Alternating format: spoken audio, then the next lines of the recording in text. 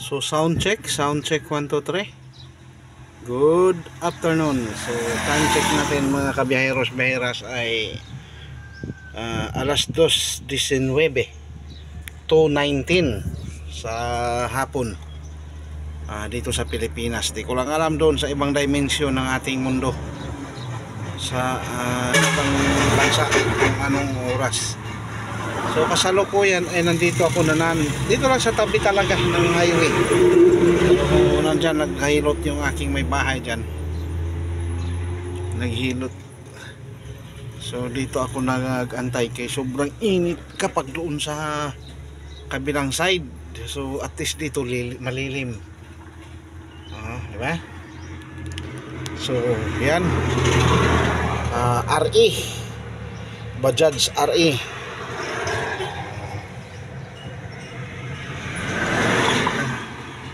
Tapos katropa natin yung nandun naka-standby, may inaantay. Hindi ko lang alam kung sino ang inaantay ni katropang Loloy.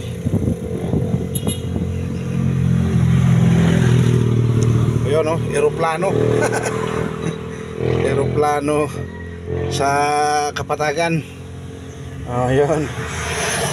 Ang biyahe talaga nun mga kabiyaheros, pabundok. Ayun, lumarga na si Loloy, may si Ma'am Rose pa lang inaantay. Ayan. Walang edit yung ating video na to, kay sa aking cellphone lang naman talaga ang ating gamit. Okay. Ayan TV is King. TV is King.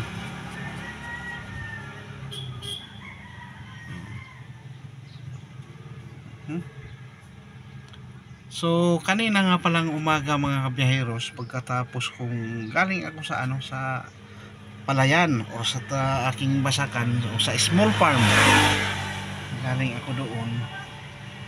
So pag uwi ko ng alas 7:30 ay hinatid ko yung aking anak. Hinatid ko kay may practice sila sa school. So yan lang, sa short distance lang ang aking nagbiyahe-biyahe din ako kanina. So thank you Lord, at kahit na sa short distance na biyahe ko, kumita din naman ako ng nagkaroon ako ng income na 300 pesos. So ipinigas ko yung 150. So sa makatuwid ay may natira naman kahit paano sa akin. So yan ay iniipon din. Yan kakarga ng mga kahoy talaga. Siguro ipang poste ng bahay kasi ang haba. Sinishare ko lang yung mga karanasan sa buhay itong pagiging tricycle, 3-wheeler driver vlogger.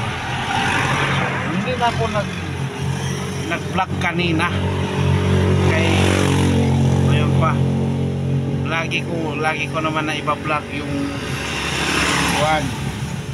lagi ko nang iba-vlog yung terminal namin dyan sa Parang, kaya sabi ko mamaya na lang ako mag-vlog. Ayan pinsanin ko din yan. So siguro malaki na rin ang kita niyan.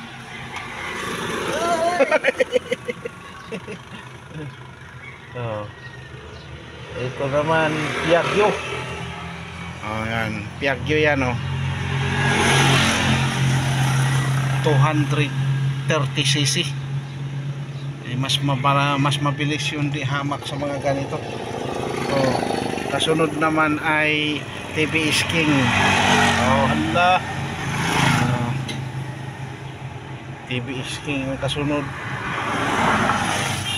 ay Wigo.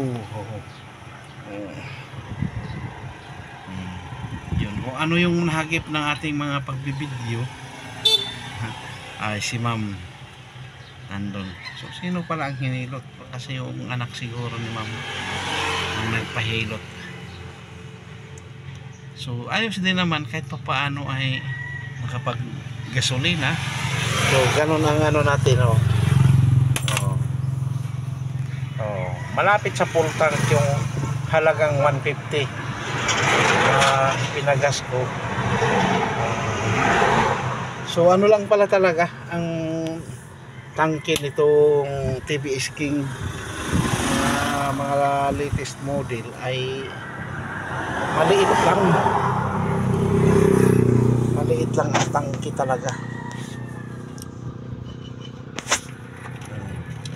So hanggang dito na lang muna ang ating videos for today.